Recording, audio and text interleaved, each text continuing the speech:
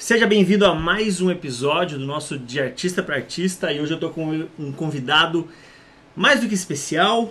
É sangue do meu sangue. É meu pai, Edson Franzen, que inclusive sempre teve o sonho de ir no Jô Soares. Eu lembrei dessa história vindo para cá. Meu pai mora na praia hoje e meu pai assistia Jô Soares de madrugada com ele. E ele sempre falava, cara, o dia que eu for no Jô Soares, eu não vou bater palma pra mim. Lembra dessa? Que era a hora que o cara chamava, vem aqui, não sei o que, tal pessoa. Daí a pessoa subia pra fazer palma. E meu pai falava, não, isso aí é um alter ego. Isso aí a pessoa tá se achando demais. Então hoje meu pai, Edson Franzen. E eu trouxe ele aqui pra gente falar sobre criatividade, mas principalmente sobre o pioneirismo na criatividade. Meu pai é engenheiro agrônomo. Você fez uma lista, por favor. Pastor, teólogo. É duro falar da gente mesmo, mas como eu comecei muito cedo, eu em 1985 já era formado em engenharia agronômica. Quantos anos você tinha? 85? Tinha 24 anos, 25 anos. 25 anos. E daí em 91 eu estava programando já. 91, 93. Inclusive é engenheiro agrônomo pela UFPR. Isso. Que não é para qualquer um. Trabalhei na Emater durante muito tempo. E em 93 eu estava. 91 eu fiz uma pós-graduação em processamento de dados, que tinha outro nome na época, agora me fugiu o nome. E daí saí da agronomia e fui para informática, foi para internet. Uhum. E daí eu tive que aprender outras coisas, né? Programador, analista de sistema. E comecei a escrever. Comecei a dar aula, comecei a ser pastor e teólogo. E daí escrevi 40 livros já. Estão tudo publicado na internet. Tudo de graça. Tudo de graça. Tudo de graça. Mas é um endereço escondido, né? A gente vou deixar no link para vocês acessarem. A gente dá somente para pessoas especiais, né? Como vocês. E é isso aí, né? E nós estamos agora lançando alguns programas, alguns sistemas para mídias sociais, para Facebook, para WhatsApp, para Instagram. E também fazendo sistema para igrejas, né? Na verdade, eu lembro, não sei se eu lembro, mas eu lembro do jornal.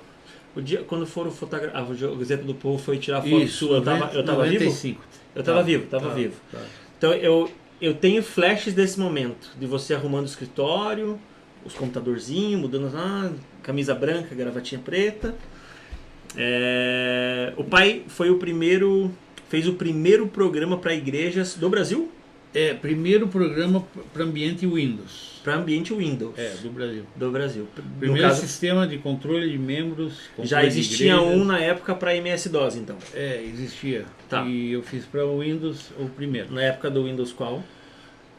O Windows 3.11. Aquele que o fundinho era meio verdinho, assim.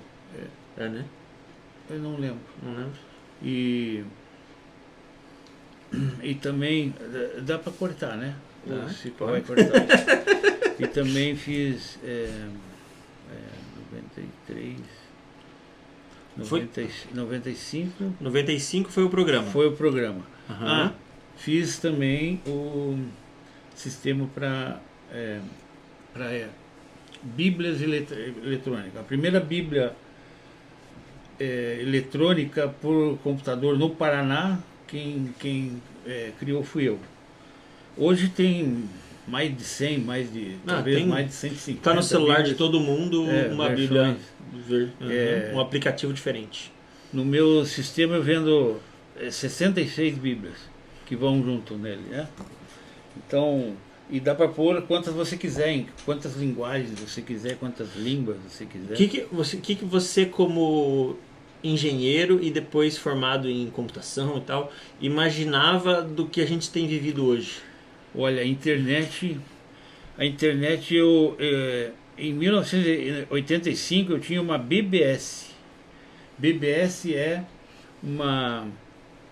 um lugar onde você armazena um computador, né, um servidor onde se armazena programas, sistemas, jogos, e as pessoas elas entram através de login e senha na tua máquina, e usufruem, né? Então era o pré-lançamento da internet. Era a intranet que você chamava? Ou não? Esse é outra coisa? Não. Esse é o BBS.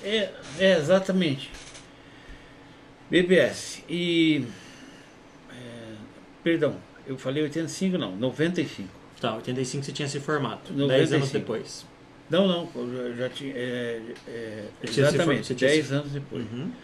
E daí, no final de 95, eu fui apresentado para a internet. Entendi. Fiz a primeira página da Igreja do Evangelho Quadrangular na época. E criei a primeira igreja virtual. Hoje ela está ainda na internet, ainda a gente tem ela lá, mas está desatualizada e coisa e tal, mas tem lá uns 91 mil arquivos, né, de 1.700 de estudo bíblico, 20 mil imagens de Bíblia, de Jesus, etc., né? E ainda está lá. Então essa parte se corta, né? Então em 95. Tá, me diz uma coisa, antes de você lembrar disso aí. Por que você fez o primeiro programa? Por que você sempre começava essas coisas novas? Porque eu passei a vida inteira vendo você trabalhar, e não dá pra ver aqui, mas atrás da câmera aqui tem quantos? 1, 2, 3. Aquele ali são 2 computadores? Ou 2 telas só? Então 3, 4 aqui do lado, 5 aqui. Tem 5 computadores na sala, onde ficam rodando várias coisas, vários programas, atendendo vários clientes e tudo mais. Uhum. Desde a minha infância era desse jeito. Desde a minha infância tinha o computador lá com MS-DOS, com os joguinhos do MS-DOS, que era, acho que era o mesmo joguinhos do Atari, algumas coisas assim. Por que você sempre teve essa gana de querer fazer coisas novas? Sempre fui um criador, né? Até hoje eu criei 122 produtos. Produtos internet e hoje. Sistemas. Tá. A grande maioria sistemas. 122. E a grande maioria eu vendia na internet, né? Então, por exemplo, eu criei... peguei todas as imagens e criei um CD com imagens. Tá. Daí um CD com estudo bíblico. Daí um CD com bíblias. Daí um CD com... E vendi, né? E na época vendemos até bem, mas daí houve o avanço da internet, evidentemente. Isso se tornou de graça. Hoje a gente encontra isso de graça na internet. E eu fui para o sistema para data show e o sistema de controle de membros. Existem os dois num ainda. É vendido ainda hoje? Você vendido ainda hoje. Porque eu lembro das eu consegui... eu tenho uma versão gratuita na internet, né? E é uma versão paga. A versão gratuita não tem nada? A versão gratuita teve mais de 200 mil downloads já. Ah, tá. Caraca, muito download. E a versão paga nós temos nos 122 produtos, temos mais de 7 mil clientes. Mas isso nós estamos muito desde tempo, o início, né? Desde 2008 que eu comecei a comprar isso. Na verdade, eu estou trabalhando com a internet, com a NET Brasil, desde 2002, há 19 anos. Mas desde 2008 eu comecei a contar quantas pessoas são clientes e quantos entram no nosso site, né? Esse programa se disponibiliza gratuito porque ele é gratuito, né? Existe uma versão gratuita que a gente disponibiliza ela, né? E daí E você vende... eu ponho o controle de membro também gratuito. Ah, entendi. E daí você vende os pacotes que você vendo, colocou. Não, eu vendo exatamente Os extras. os extras. As fotos, as bíblias, tudo mais. E a versão completa do sistema de controle de membros, né? Legal. Que é muito grande. E por ser esse criador e por ser pioneiro desde o início, você na tua época, porque em 1990 isso talvez não era muito bem visto pelas pessoas. Houve... 93, quando eu lancei esse sistema, eu tinha três igrejas em Curitiba com computador. Nossa. E eu vendi para as 3. Legal. Então, hoje existe só da quadrangular mais de 200 igrejas, né? Então, hoje a quantidade de igrejas e computadores está astronômica, né? Mas você, quando começou a escrever, quando começou a dar aula, as pessoas não te viram como, opa, peraí, não é bem assim que funciona, com medo do avanço, ou o que você achou que aconteceu? Antigamente a gente ia fazer a visita em loco nas igrejas, demorava no mínimo uma meia hora apresentando o sistema, mostrando como que é lá para o pastor, para a equipe técnica dele, e vendia daí. Hoje não, hoje a gente tem tudo pela internet, né? Então a gente não faz nenhuma visita mais, faz tudo pela internet. Eu sei que você não usa o celular como um todo, mas você imaginaria que tudo que a gente tem num CPU, num computador, a gente teria na palma da mão, assim? Com arrastar para cima para jogar para televisão ou para um projetor? Isso. Isso já era não previsível, mas já era imaginável na tua época quando você fez? Não era imaginável.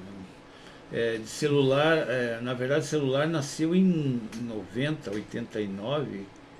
Aqueles celulares bem antigões, quadradão, gigantescos. 89, 88 no Brasil. E a gente não imaginava que ele ia ser essa ferramenta poderosa que é hoje. Show. Trocar de saco para mala, eu vou voltar um pouquinho. Em 2006 ou 2003, que a gente foi para Cerro Azul? 2006, 7, 8, 9. Isso 2007, aí, 2006. 2007 viemos para cá. 2009 viemos para cá, não é? 2006 estava lá, 6. Então foi 3, 4, 5, 4, 6. 2004. 2006, 5, 4. 2004. Então tá.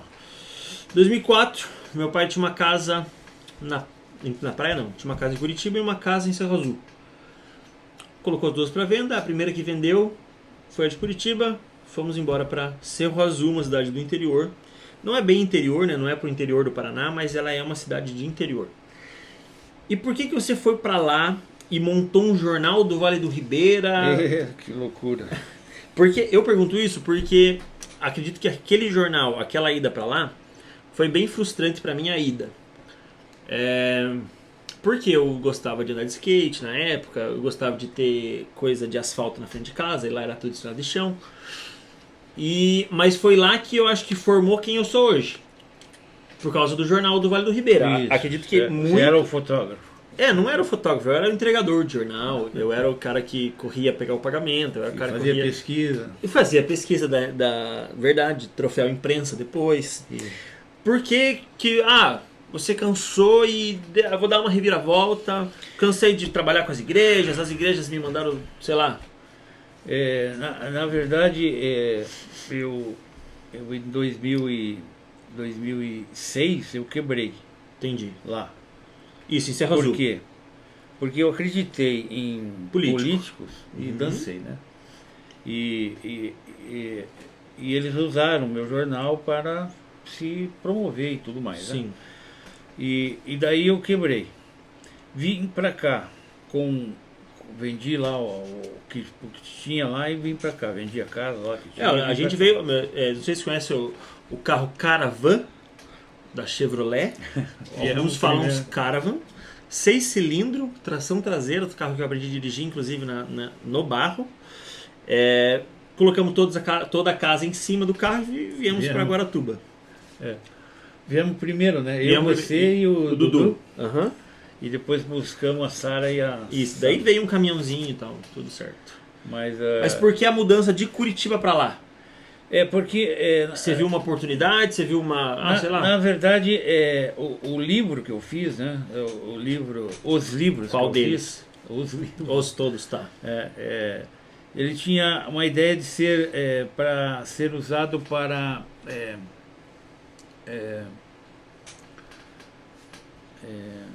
como é que é? Divulgação, Profissionalizante, técnico. cursos profissionalizantes Eu lembro disso. e teologia. Uhum, tá. Então, elas para ser usado para cursos profissionalizantes lá e teologia. Na verdade, deixa eu te cortar, fica nessa aí, curso profissional de teologia. Você não foi para lá com a ideia de montar o jornal, então? Não, fui com essa ideia. Com essa ideia, por isso que abriu a escola. Eu tinha uma parte dos livros já pronta. Entendi. Né? Mas não estava todos prontos. E eu queria formar o povo de lá, os jovens lá principalmente, né? Então ter um barracão e tudo mais com artes industriais, artes... Não, e teve, né? Até foi... eu levei lá para lá o curso do Sebrae. Senar. São cursos da área da agricultura rural, né? Da área agrícola. Eu lembro, fiz vários. E então a ideia era colocar um barracão, colocar esse povo lá e eu dar teologia para eles lá também. Teologia, né? E esses cursos profissionalizantes.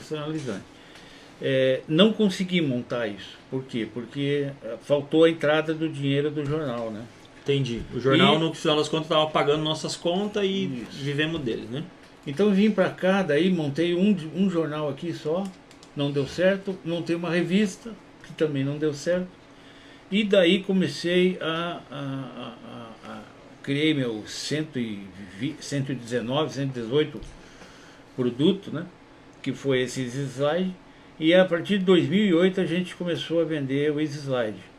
E a partir de então a gente conseguiu isso que temos hoje. E aqui, sendo né? programador e fazendo sites e sites, na verdade desde a época do lá 295, você já fazia meio que umas páginas para internet que não existia uma internet ainda. Isso, final de 95 eu fiz a primeira página da Igreja Quadrangular. Bizarro, né? 95. 95. Não existia internet. A internet Não, existiu não. logo em seguida. Assim. Em 2006 a gente estava acessando lá em Serra Azul. Bastante. Aqui entrou o Collor e o Collor mexeu nisso aí. E a Embratel, na época... Ele cagou assim ou ele... Não, melhorou. Ah, entendi. Ele fez acontecer. A Embratel, na época... Foi na época que a Embratel privatizou? Isso. Entendi. Então, conseguiu-se internet barata, daí, porque só tinha Embratel. E a Embratel privatizou, daí vieram as outras concorrentes. Exatamente. E com isso a gente conseguiu ter uma internet com um custo bem baixo. Né? Eu lembro, eu acho que eu sou da noite hoje também, por conta que a gente ficava acordado até tarde para pagar um pulso só da internet. Isso. Para poder ter a partir todos da meia-noite era um pulso só. E quem entrava naquele...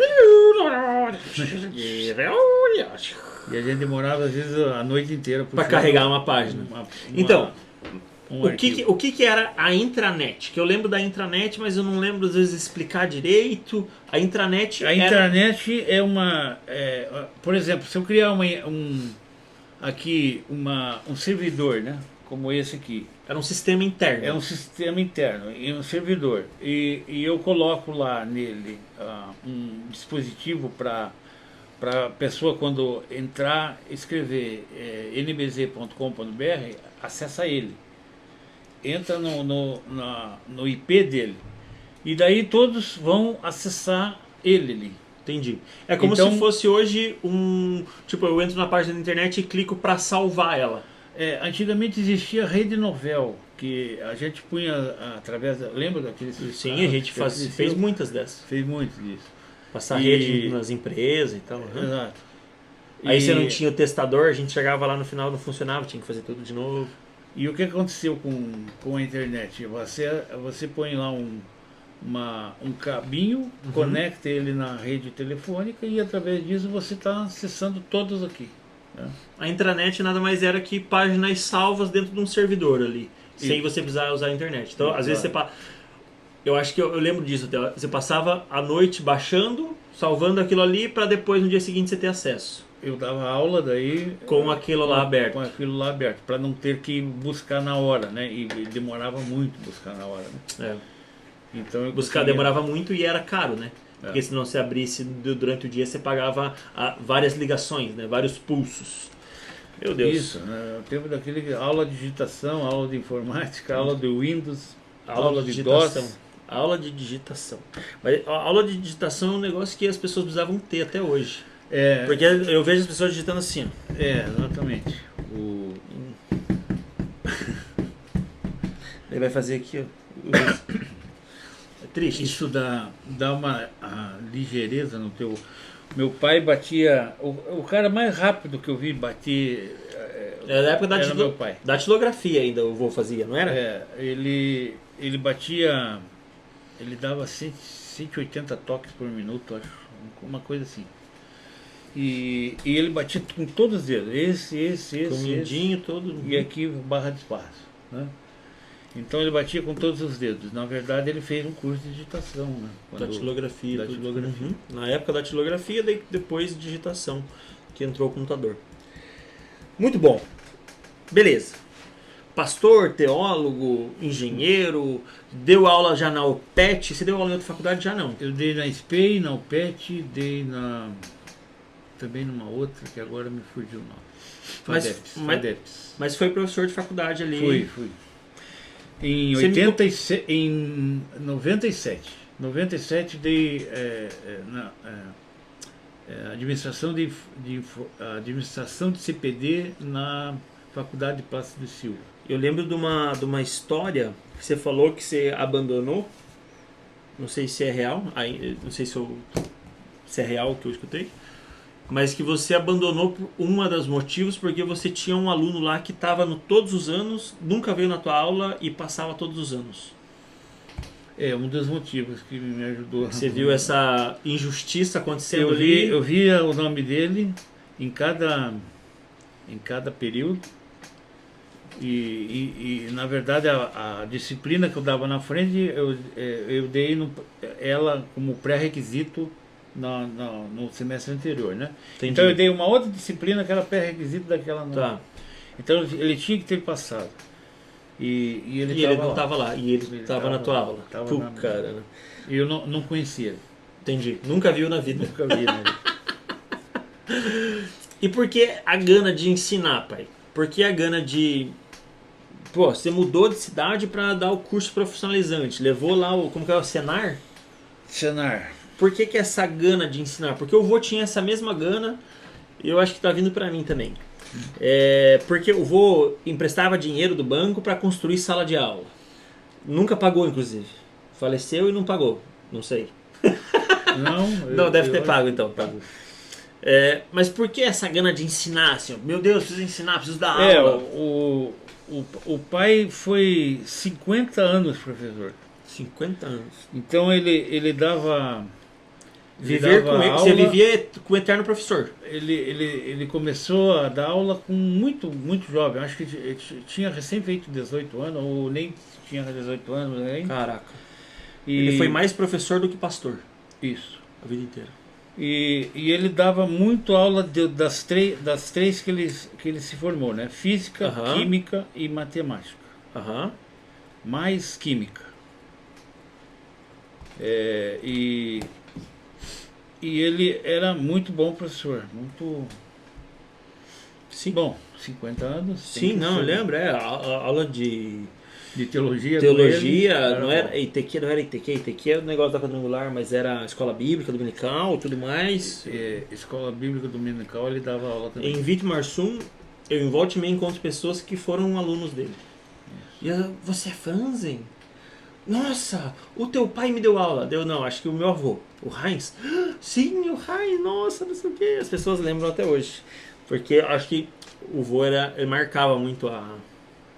ele sempre marcou. Ele marcava muito, né? Ele era muito, sei lá, presente, assim, tomava posse daquele negócio. Muito louco. Por quê? a gana? Porque você viu teu pai a vida inteira, 50 anos.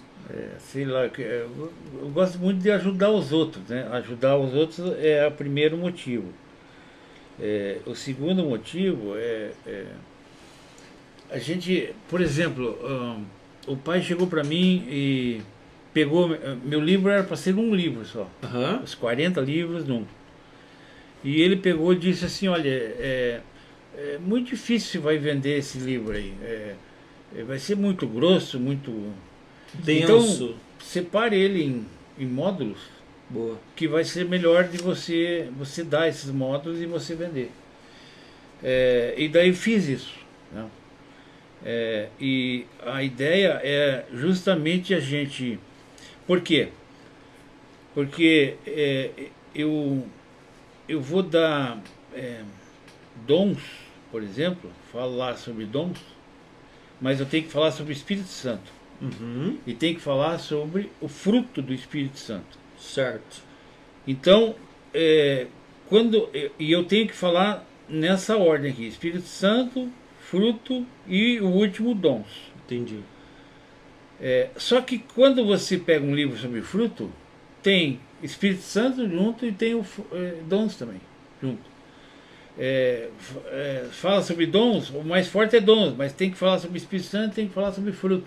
Então era muito repetido isso. Então, de um jeito tal, eu fiz esses livros de uma maneira tal, sem repetição. Na hora que eu falo sobre o Espírito Santo, eu falo sobre o Espírito Santo. Na hora que eu falo sobre o fruto do Espírito, eu falo sobre o fruto. E fala sobre dons, fala sobre dons.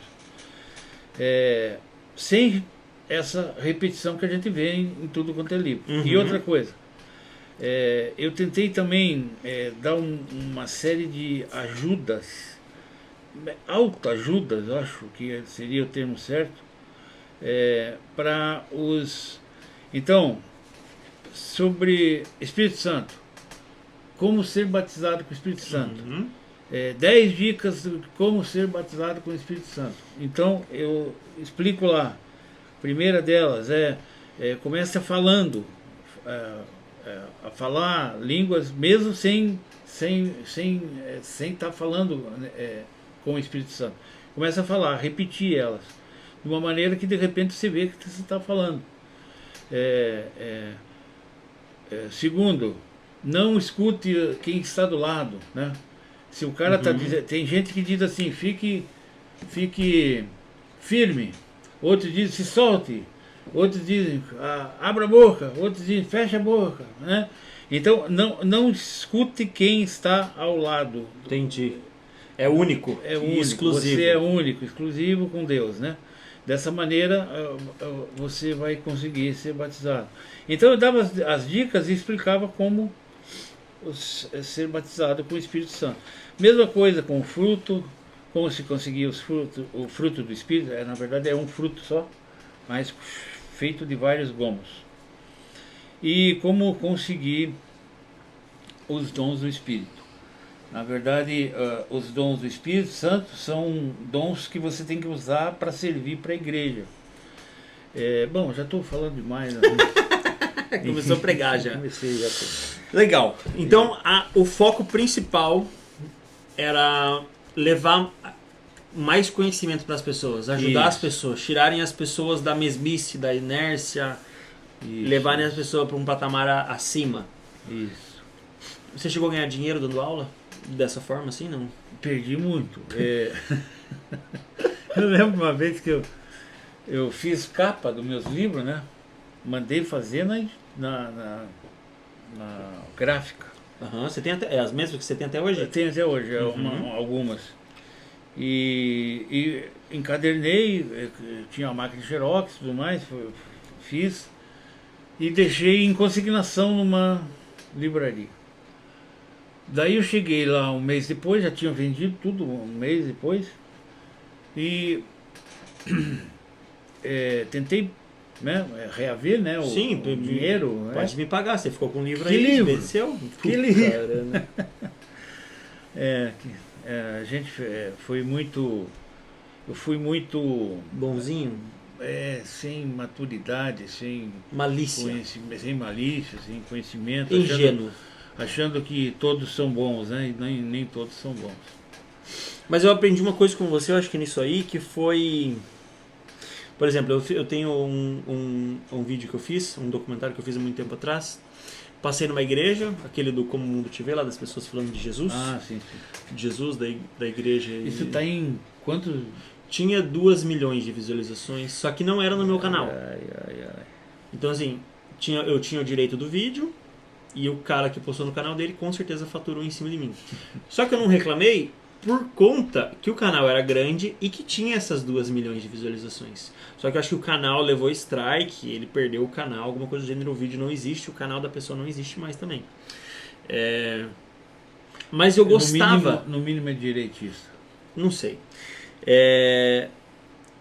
Mas eu gostava que aquilo ali estava online, porque pelo menos as pessoas tinham acesso. E num canal grande as pessoas tinham mais acesso, as pessoas poderiam ver mais aquilo ali, sabe? Então eu acho que vendo você perdendo dinheiro, vendo você dar muito suas coisas, vendo você ser essa pessoa que tipo dá mais do que recebe, eu olhei aquilo ali e falei, cara, pelo menos ele está sendo assistido. Porque quando eu fiquei sabendo que estava naquele canal, ele já tinha 500 mil views. Aí a última vez que eu vi, antes de apagarem, tinha 2 milhões. E várias pessoas que estavam em Manaus mandavam mensagem, pessoas que estavam fora do Brasil mandavam mensagem, ó, teu vídeo tá passando aqui na igreja, teu vídeo aqui tá passando aqui na Jocum, teu vídeo tá passando aqui não sei o quê. Então... você perdeu uma chance ali de dar uma pregadinha no final. Eu acho que eu perdi a chance de ficar conhecido na hora certa. Isso. E você precisava dar um motivo principal de as pessoas não estarem nem aí com o cristianismo e com religião e tudo mais. Faltou só isso. Faltou só finalizar, não jogar pro mundo. Exato. A ideia, na verdade, era fazer com que as pessoas tivessem suas próprias... que as pessoas... Mas elas não... A maioria... Quem que fala isso? O Steve Jobs. As pessoas não sabem o que querem até que você dê a elas. Isso. É verdade. Eu joguei. Tanto que o vídeo foi bem recebido e muito mal recebido por muitas pessoas. E na mesma intensidade. Muito louco. Quando você era pequeno, pai, quando você tinha a idade do Mark, talvez, da Emma, como que era a tua relação com essa criação? Porque você falou, você sempre foi um cara muito criador. Eu lembro, inclusive, nossa, agora eu lembrei de uma coisa. Lá na casa da avó, lá na Romualdo Baraúna, lá naquela parte de cima, lá onde ficava as pinturas da Leila, ficavam umas coleções tuas de borboleta. Como que era essa relação? O vô te deixava livre pra você fazer o que você queria da vida? Os anos 80 era putaria? Não, ele deixava livre, ele não cobrava nada, né? Então... Eu tive várias coleções na vida. Uma que eu lembro bem era de carteira de cigarro. Outra era de tampinha. Valeria algum dinheiro hoje. Tampinha. Carteira de cigarro.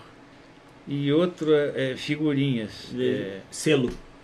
Selo também. Uma vez eu fui com você vender. Isso, selo. Na época o cara queria dar uma grana ainda. Uma grana pequena ainda. Na verdade...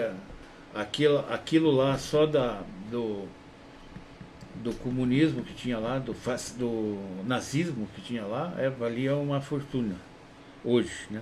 Uhum. Borboletas não mariposa? Não, insetos. Isso era quando você era criança mesmo? Ou era jovem já? Isso, eu já tinha uns 11 anos, eu acho que eu já estava colecionando insetos já. Legal. E cheguei na faculdade, daí em 94 eu entreguei essa coleção de insetos para a faculdade. Tomara que não tenha jogado fora. Acho que tinha mais de 300. Tinha mais de 300, acho quando eu era moleque, existia algum restício lá ainda. Então tinha muita coisa, muito mais. Então a criação do vô para com vocês era uma criação liberta. Façam acontecer, nunca foi um negócio recriminado assim. Na verdade o que me ajudou muito foi o vô ser professor, ele tinha uma biblioteca grande, que tinha mais de 5 mil livros na época, e era tudo bagunçado, E eu arrumava aqueles livros, punha em ordem, lia e punha em ordem, catalogava lá e Ou deixava... seja, o ser humano metódico nasce metódico. Mais ou menos isso. Entendi. Então você tinha acesso a esses livros hoje eu tenho uma biblioteca pequena ali, né? já foi maior. Essa aqui também, isso aqui é só teologia. Na mudança foi se perdendo muita coisa, né? Você deu muita coisa. 300 livros de agronomia ficaram lá no Piauí quando a gente voltou de lá. Caraca. Na ida eu não tive nenhum problema em ir com as... Desculpe estar gaguejando assim, mas eu tive um AVC, daí tive uma... Teve um AVC, fugiu do hospital. Teve Covid, fugiu do hospital. E daí tive como é que é o nome? Não sei, Covid. Mãe, como é que é o nome? Então eu escutei. Trombose. Trombose na perna. Tive Verdade. trombose daí. Então isso dificultou a minha... inclusive eu vou refazer minhas... Eu preguei 2 vezes no Esse vídeo. Ah, no vídeo ali, na 2020, internet. em março. Aham, eu vi. E não gostei, muito ruim. E vou refazer isso justamente porque tinha um AVC, eu tinha 3 meses de AVC na época. Tava devagar, tava lento. Tava lento, e tô lento ainda. Mas melhorando, cada vez mais. Eu não conseguia escrever antes. Tá escrevendo? Tua letra tá cada vez mais parecida com a do vô. E agora já tá bem melhor, né? Então tá melhorando. Show!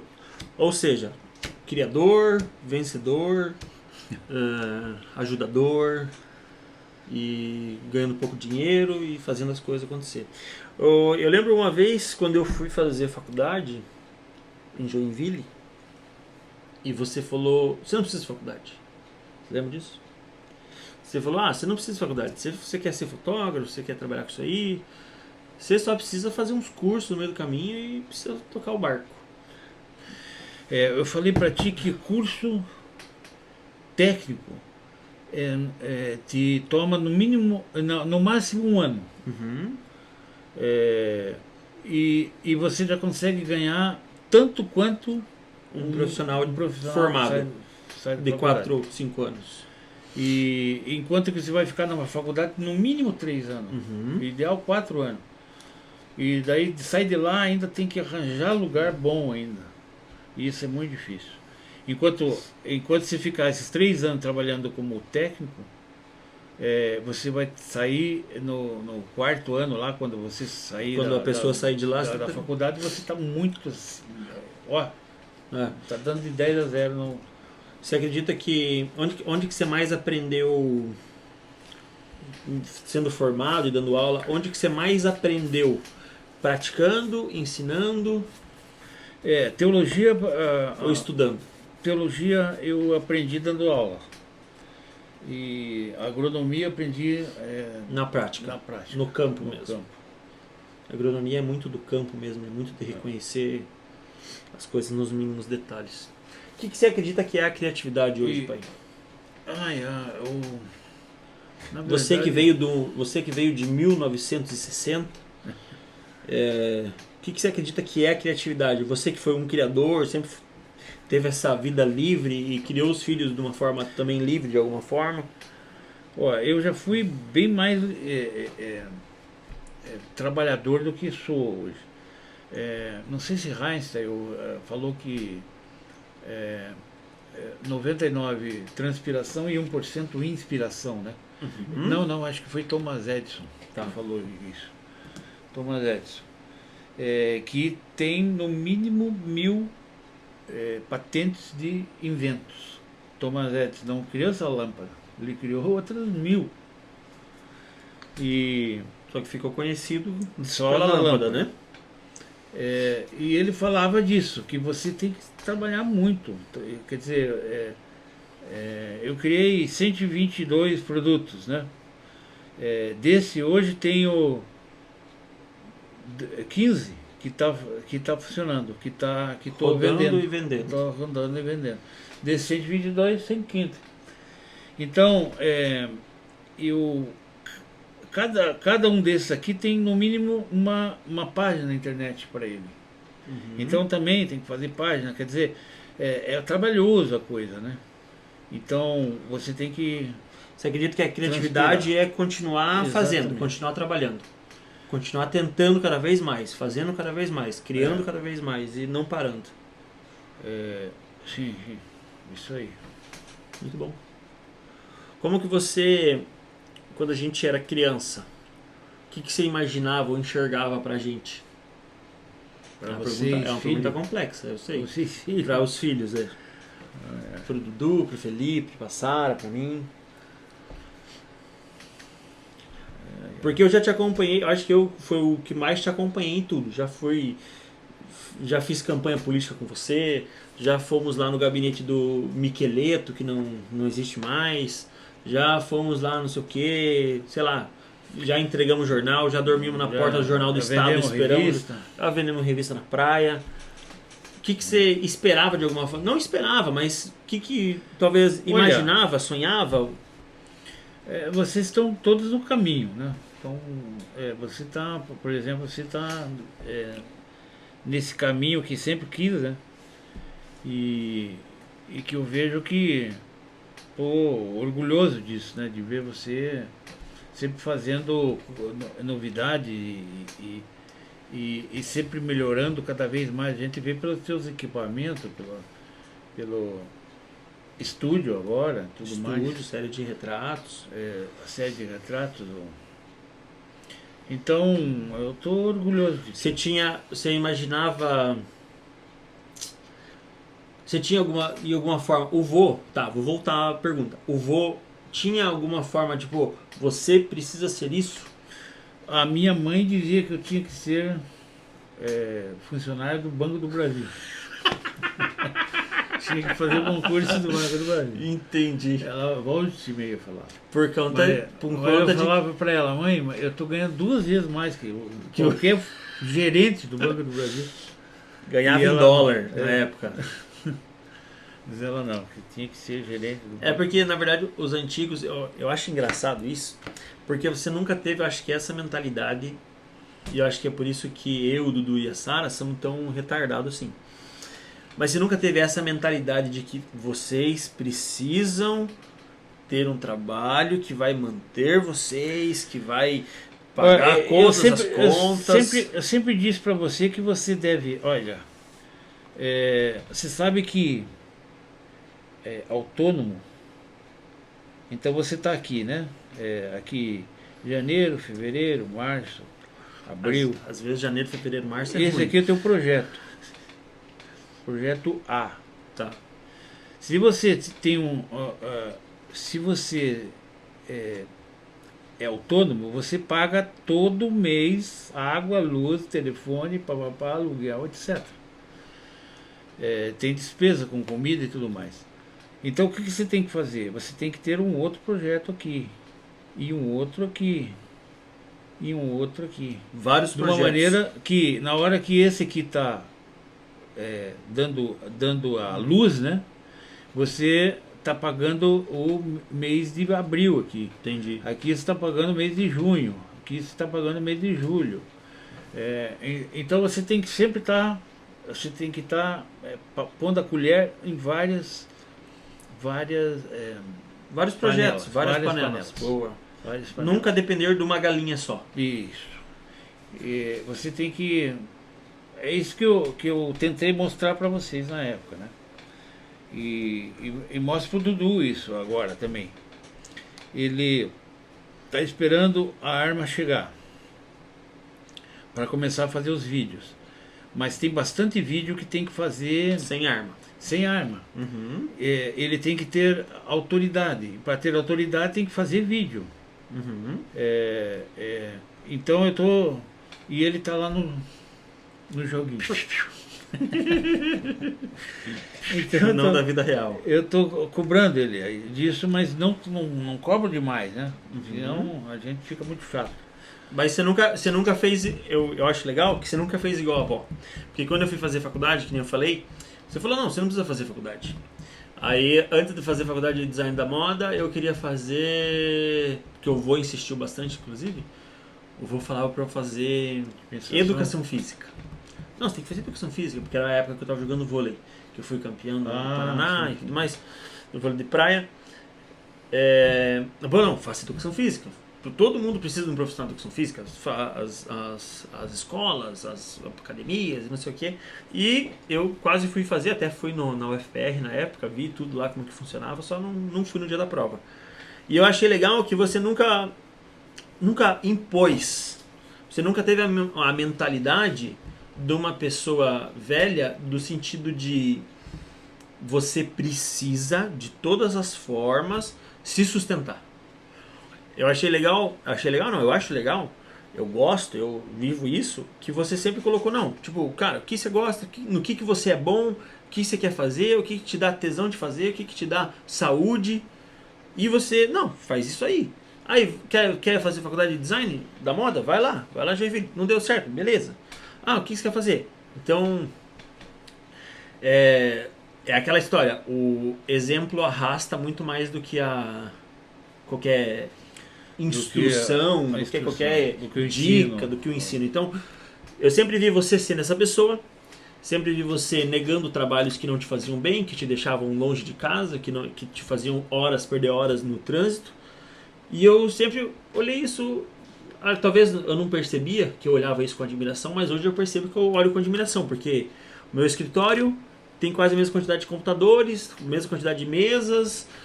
As crianças têm acesso, igual tem acesso aqui com você quando elas ficam aqui. Então, acho que isso é muito sensacional para um pai de 60 anos, por conta de que as pessoas não são assim. Os pais não são assim, as pessoas não são assim. Talvez as pessoas sejam assim hoje, na minha época. Os pais de hoje talvez estejam trabalhando com o filho de uma forma mais... não, beleza. O que você gosta de fazer, o que você não gosta de fazer. E no passado isso não existia.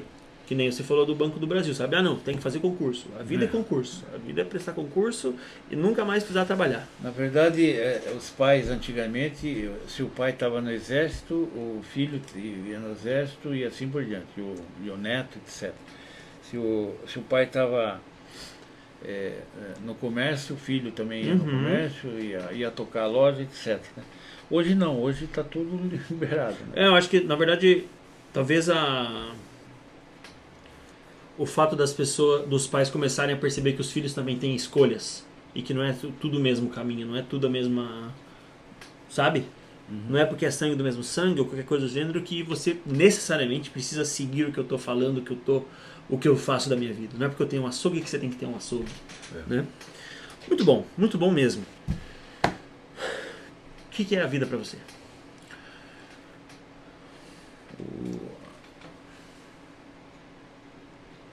Essa é de pensar. A vida, como dizia meu pai, é uma sucessão de sucessos e insucessos que se sucedem sucessivamente. Faz sentido, com toda certeza. Vou usar essa frase a partir de agora. Mas, na verdade, como cristão que sou,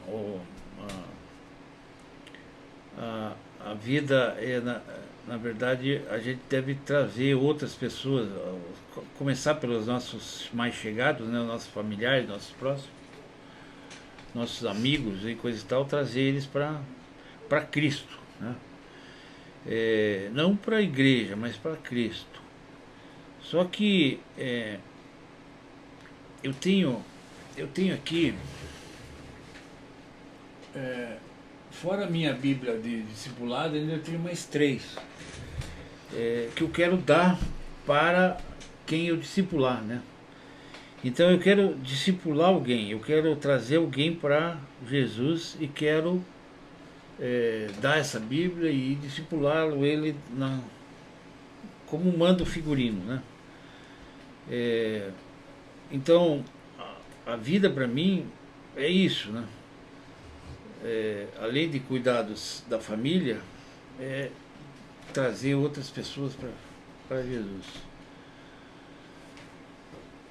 Se eu te ajudei, não. Na minha Em uma resposta. palavra, o que que é a vida? A vida. O que é a vida?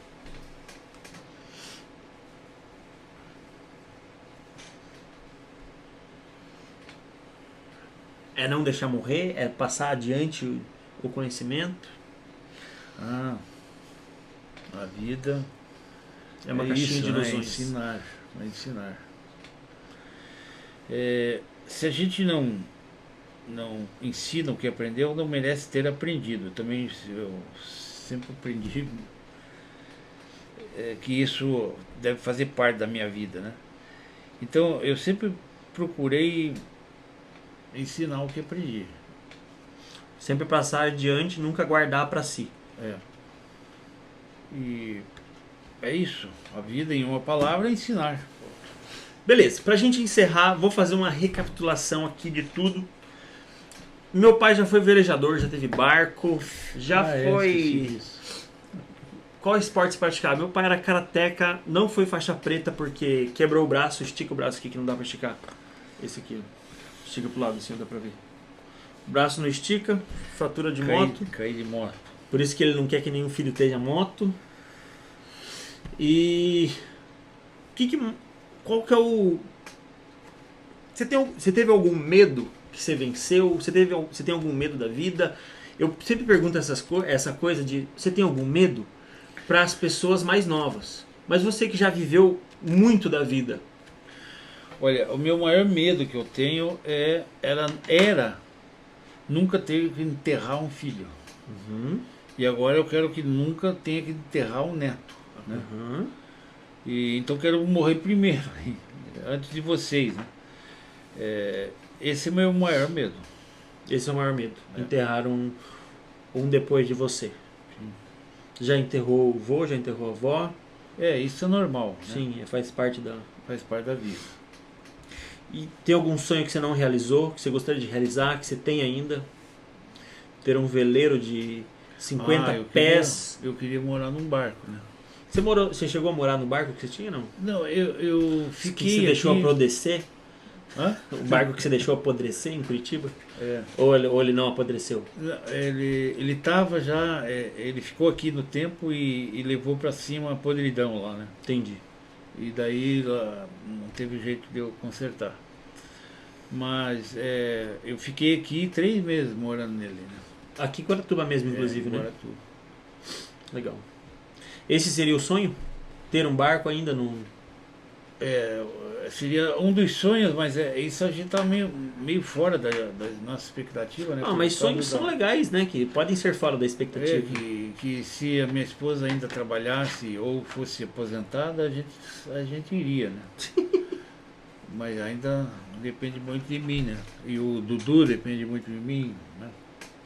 Então... E todo mundo depende muito ainda do seu Edson. Muito bom, pai, muito bom. Então... O que seria para você, então, para a gente fechar o que é criatividade em uma palavra? Uma palavra, sem frases. Criatividade. Em tudo que você viveu, em tudo que você ensinou, em tudo que você passou para frente, em tudo que você já passou para os filhos, para as pessoas que você já discipulou, para as pessoas que você já conversou, pregou na igreja. Criatividade. Criatividade, ser criativo. Talvez é o que você falou, não quero colocar palavras na sua boca, mas talvez é o que você falou de continuar fazendo? É o trabalho? Criatividade seria trabalhar para você, não? Que na verdade, apesar de que eu tenho um QI de 130, mas não é muito. Não dá para contar mais hoje, pai, o QI de 130. Tem que fazer o teste de novo. Ah, é? Tá rápido no raciocínio ainda. Exatamente. Depois do AVC, depois do Covid, não tá mais. E eu me acho inteligente. Me achava, pelo menos. É muito inteligente. O que você perguntou mesmo? Criatividade em uma palavra. E então, se você for simplesmente bastante trabalhador, bastante fazedor das atividades aí, e você não tiver nenhum tipo de inteligência ou você não vai sempre ficar naquilo, sempre vai de manhã acordar cedo, de voltar para o almoço, e à tarde trabalhar, voltar e deitar e dormir, né? E domingo assistir o Faustão. E domingo assistir o Faustão. Então você tem que ser um pouco inteligente, né? Então criatividade e inteligência eu acho que está muito associado. Está associado. Muito bom. Acredito até, você falou dos projetos, isso aqui é uma coisa que as pessoas esquecem e às vezes elas dão a vida inteira delas para um único trabalho, para um único sustento, para um dedinho batendo lá no ponto lá. Que elas dependem 100% de uma coisa só. E quando essa coisa estoura, elas têm que ficar desesperadas encontrando uma outra coisa que vão sustentar elas. Aí as pessoas elas não estão fazendo muitas vezes o que gostam, no lugar que gostam, mas elas precisam pagar as contas, então elas precisam continuar nessas coisas. Eu tinha, baseado nisso que você falou agora, eu tinha um defeito. Um defeito, entre vários, né? Um que era muito ruim, que é o seguinte, se eu não tivesse nenhum tipo de atrativo, nenhum tipo de... Nada te brilhava o olho. Faltou a palavra para compromisso sério, para... não Fidelidade, não sei. Você está falando do serviço em si? Do serviço em si. Se eu não tivesse nenhuma atratividade, como é que é? Sei a palavra, só não sei qual é. Sei o que você quer dizer. Nenhum bônus, nenhum extra, não pensando em dinheiro, mas nada que te... Não, nenhuma coisa nova, diferente. Nenhuma novidade, nenhuma uma diferença no trabalho, nenhuma disrupção, como é a palavra do... Não, tá, quase eu achei agora. Nenhum atrativo, nenhuma... Tem alguém gritando palavras lá. Que é... Novidade. Como que... Os universitários, se estiverem ouvindo, por favor, venham aqui.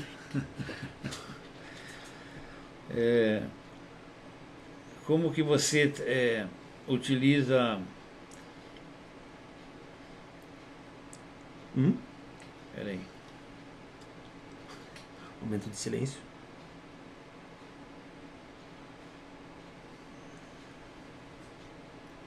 Atrativo, já falou. Novidade, já falou. Atrativo. Bonificação é dinheiro. Atrativo. Tem a ver com atrativo. Nenhuma atração? Atração é outra alguma pessoa. dificuldade que você enfrenta. Propósito. Esse é o propósito. Entendi. Essa é a palavra. Sara surgiu das cinzas e nos trouxe a palavra da glória. Se você não tivesse nenhum propósito, nenhum atrativo no teu trabalho, por exemplo, você está trabalhando lá de dia, de noite, durante o dia inteiro, né? Eu saía do meu emprego. Por quê? Porque eu tenho que ter atrativo, tenho que ter propósito nas minhas... faltou a palavra certa. Missão. Verdade. Mas a verdade é que você não queria fazer só por fazer. Só por ganhar dinheiro.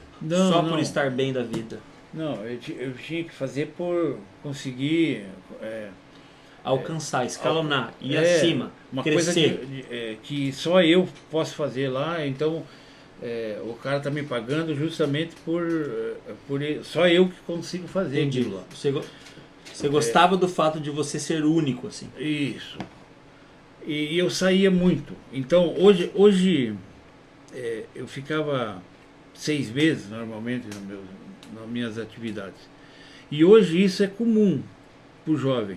O jovem não fica muito tempo num emprego. Quer dizer, gente que fica 1 ano já é difícil. Gente que fica 5 anos é muito mais difícil. Mas é ruim porque, você falando isso aí, eu trabalhei numa fintech, né? E eu via muitas pessoas lá, passando, sei lá, 6 meses, 1 ano, ou tinha gente com 4, 5 anos lá dentro já, desde que a empresa tinha aberto, mas eles saíam dali para fazer a mesma coisa em outra empresa. Entendeu? Então, assim, as pessoas pararam de fazer isso, mas elas fazem isso inconscientemente. Elas só estão pulando de empresa para empresa.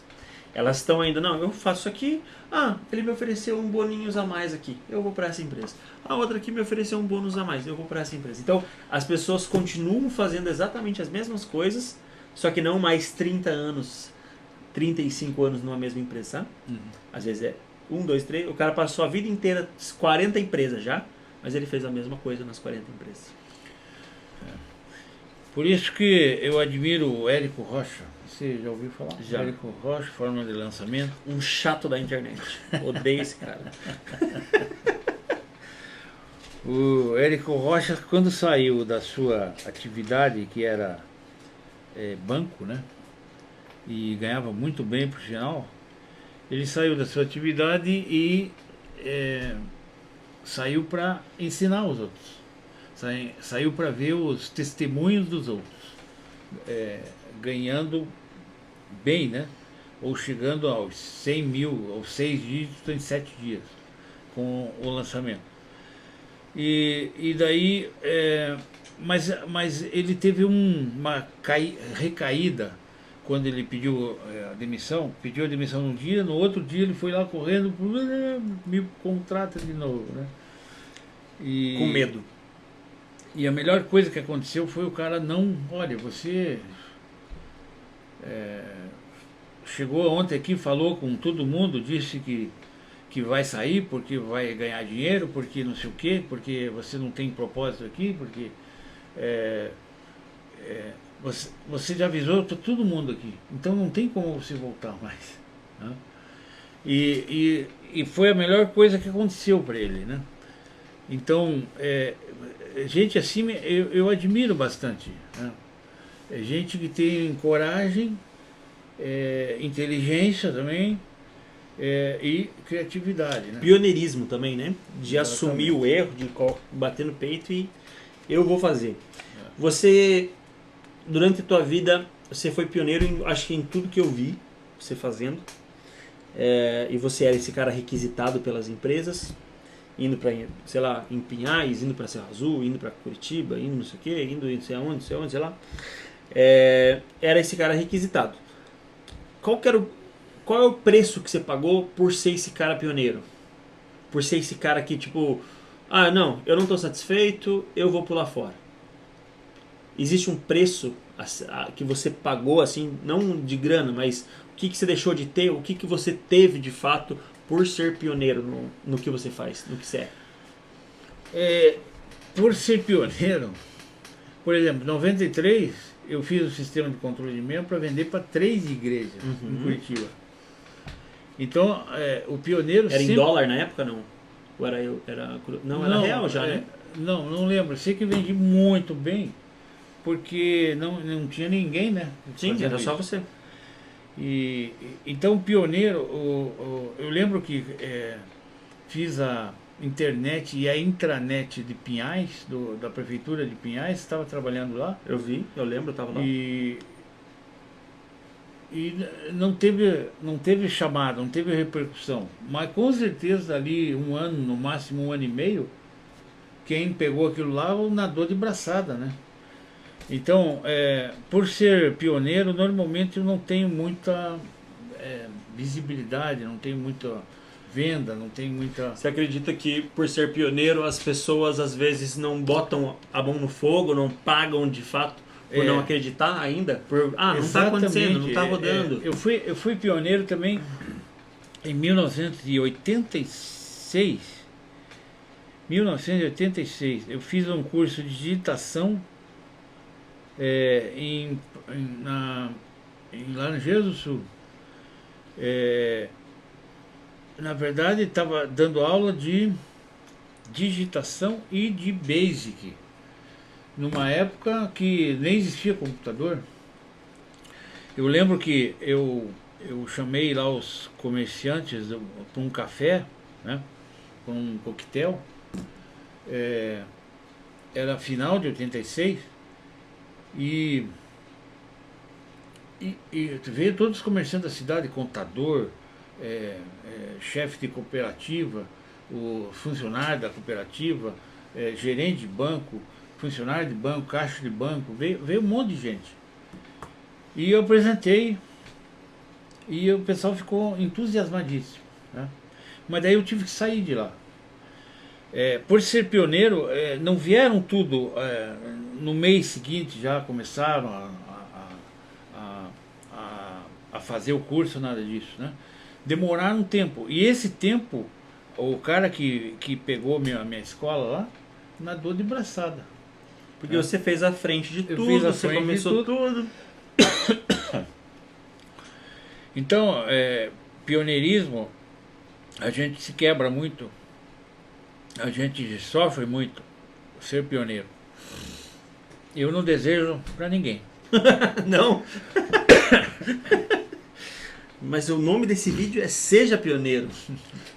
As pessoas necessitam do pioneirismo na vida delas. Porque senão elas vão só continuar o que as outras pessoas fizeram e às vezes isso não tem propósito nenhum.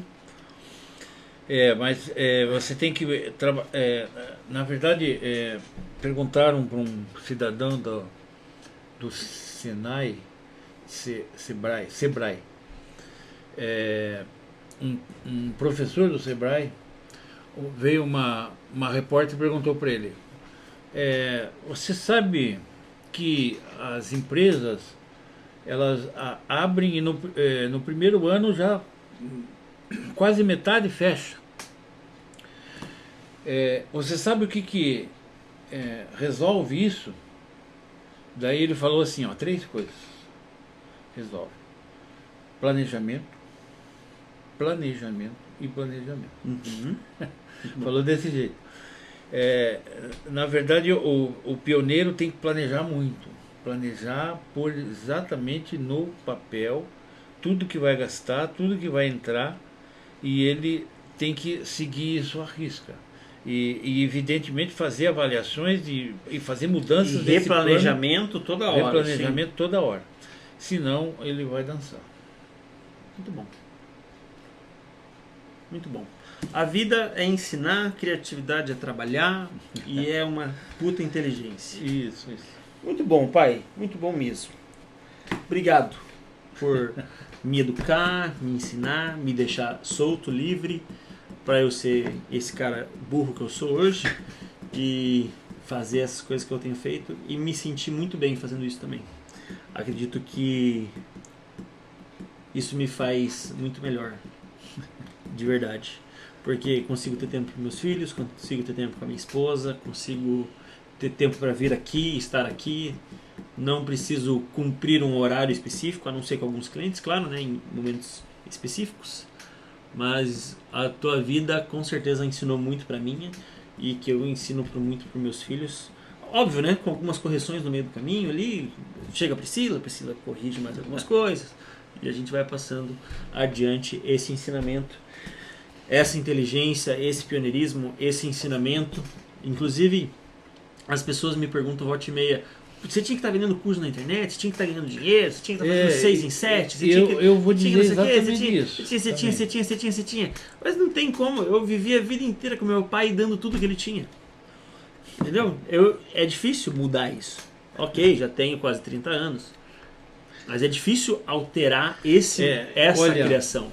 Na verdade, você tem que alterar. Por quê? Você paga INSS? Não, né? Não, você vai se aposentar... Vou me aposentar com um hotel.